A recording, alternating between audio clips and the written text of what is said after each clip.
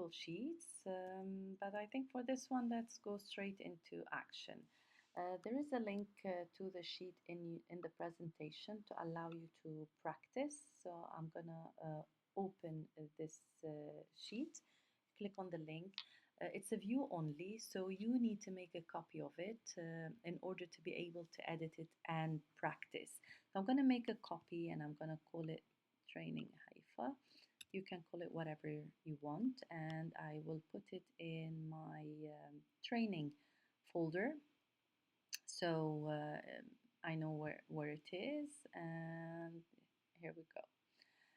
Now, when I'm editing, it is going to be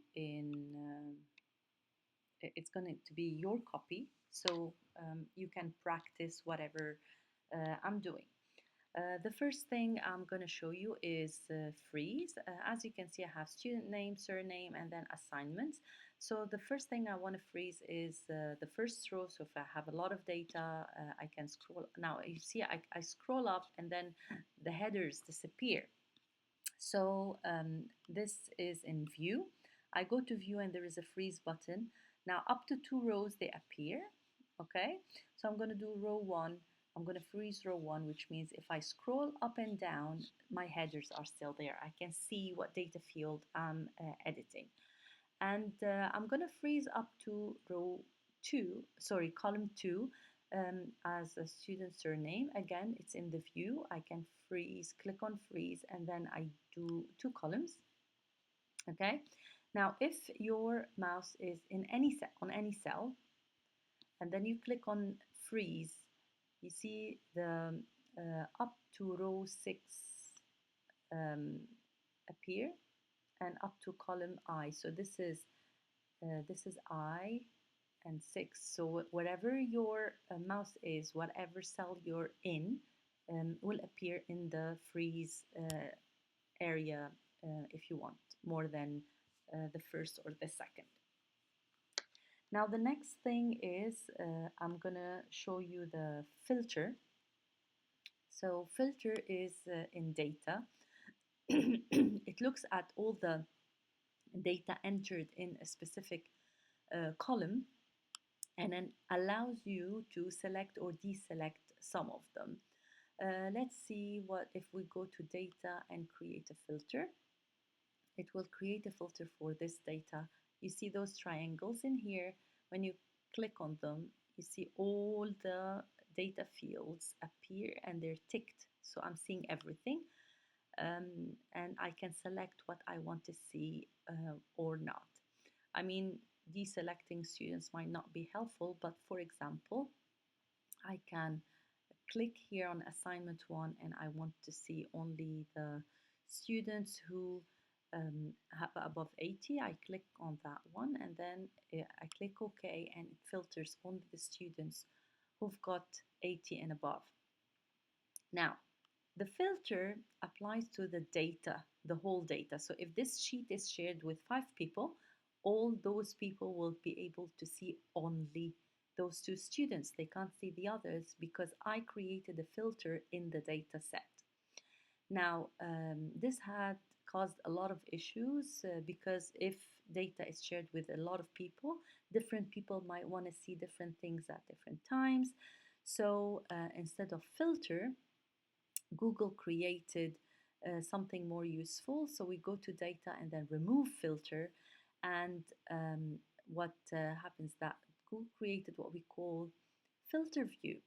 Filter view actually is very useful because it helps when data is shared with a lot of people. So each person can do their own filter. So if I want to see those students who only scored above 80, I can do that and it will appear to me on my device. Another person might be filtering those students who actually scored in the 70s, or they might be sorting, viewing for, as per assignment 2 or assignment 3. It doesn't matter, it's a view only, so it applies to the person who's using it at that particular point of time. You can save your own filters if you want, give them names and so on. So you can save view saying like it will filter up to the selected fields so far, and so on. So the main difference between filter and filter view is that filter applies to everybody who has access to the sheet and can cause issues if different people need to do different things, versus the filter view, different people can do different filter views and it doesn't affect each other's work. I'm going to click on that one. I'm not going to save this filter view for now. Now the next thing is how we sort data. So as you can see, this data is not in any specific order. Actually, it is. I'll show you. It's in decreasing order from top to low according to assignment 1. But that's not how I want it. I want it in alphabetical order. So what I do is I highlight the data fields. You need to make sure that you don't only highlight the names. It has to have the data fields with it because it will move them row by row. And then I go to data and I'm going to click on sort range. Now the default is going to ask me to sort range by column A. So for now, if I want it by student name, I say, yeah, by column A. And then I have Alex at the top. Then I realize, oh no, in school we go by surname. So I go to data and then sort range. And then I click on advanced sorting. And I don't want it as per column A, I want it as per column B. And then I sort. And then now I have Anderson at the top.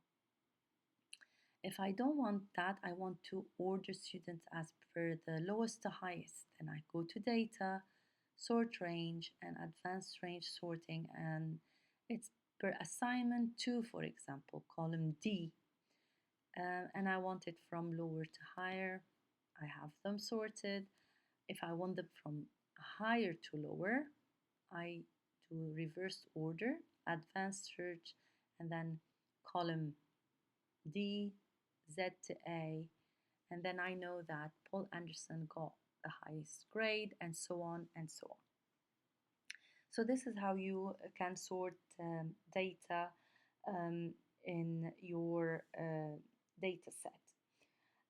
What you can do as well is create a chart from your data. In order to create a chart from your data, you need to have your headers as well in your data. And now we're going to use the insert button. And then as you scroll down, you see chart, and you can click on the chart, and then it gives you a column chart. You can change the type of chart you want. Depending on the data you have, and select whatever is suitable to represent your data. You can also do a lot of edits in your chart. Now what I want to show you in here is that if you click on the 3 dots, you have the option to either download the chart, publish the chart, or move to own sheet. If you move it to own sheet, it will automatically create a sheet for that chart, and it looks bigger, more visible, but it is the same sheet, chart feeding from your data set.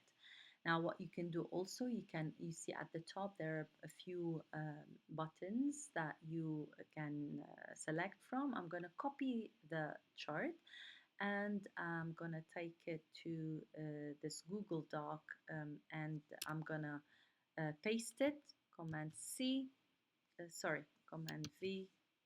and then it will give you an option to either link to spreadsheet or paste unlinked. Link to spreadsheet means if you edit anything in your main sheet, the doc will automatically update, so you don't need to update in 2 places.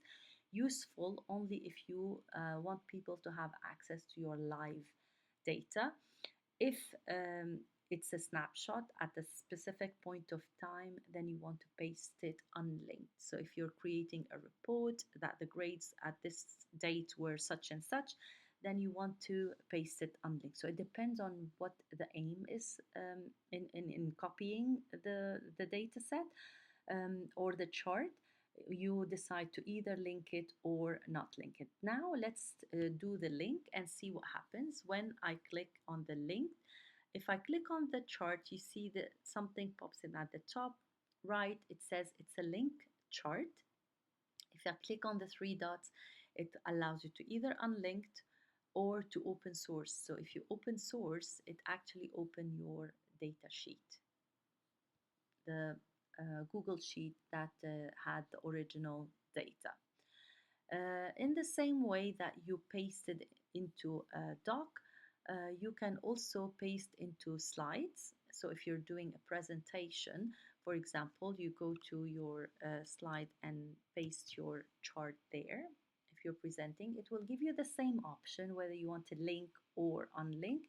If I paste linked, it will have the same option. It tells me it's a linked chart, and then it allows me either to unlink it or whatever. Now, if I edit anything in my main data set, let's go to sheet and let's, for example, change this 66 to 65. Okay, and then if I go now to my chart, I can see it gave me different options. Is that okay? There is a change. Do I want to update? If I click the refresh button, it will update my data. Same with slides. When I go there, it tells me that, oh, a change has happened. Do you want to update? And then I click on update. Okay, so this is very, very useful if you want to have your data to stay live in multiple places. Now, the last but not least, I'm going to show you how to merge cells. To merge cells, there is a simple button. You click on two cells. Let's say, for example, I want to merge these two cells together. There is a merge cell button in here that I click on, and now it becomes one. Okay, and then let's say I'm going to call this average. Okay, and then I'm going to center it. Okay, so this row is for averages, and that's why I merged it here. But however, if you merge two cells that have data in them, it will tell you it will only save the data from one of them, and the other one will be deleted. So if I put OK, you see the other one is gone. That's not what I do. What I want. I'm going to click undo. Let's say I want to merge the student name with their surname. There is a formula that does that. So I put equal and then I put its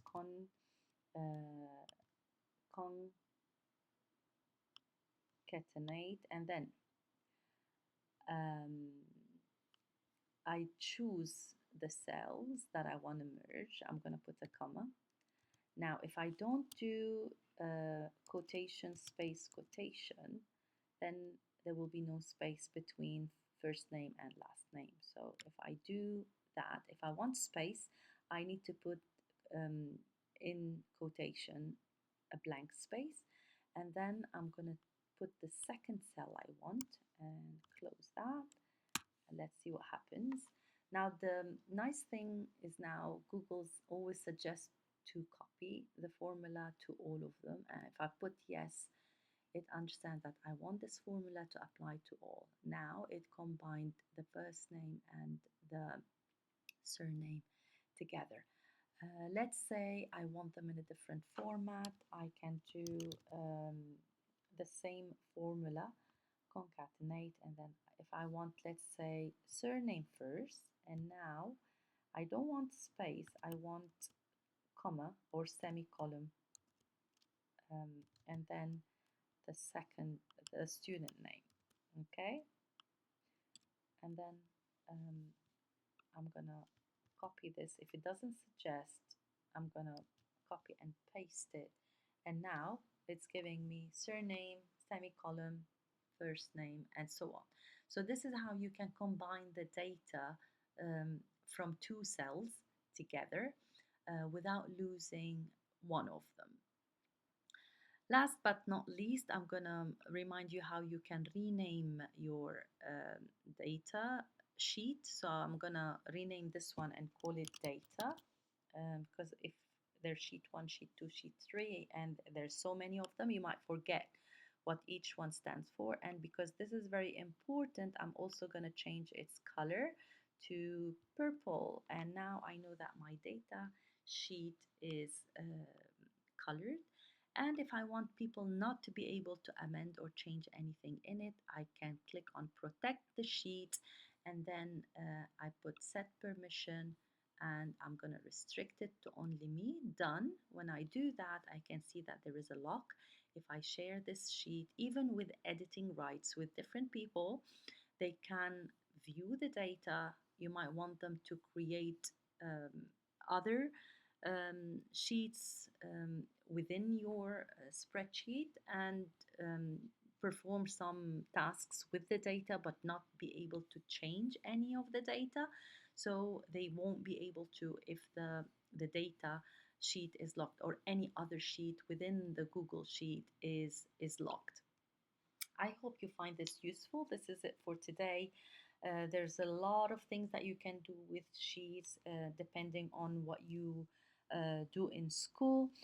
If you have any questions, please don't hesitate to reach out. I hope you found this useful.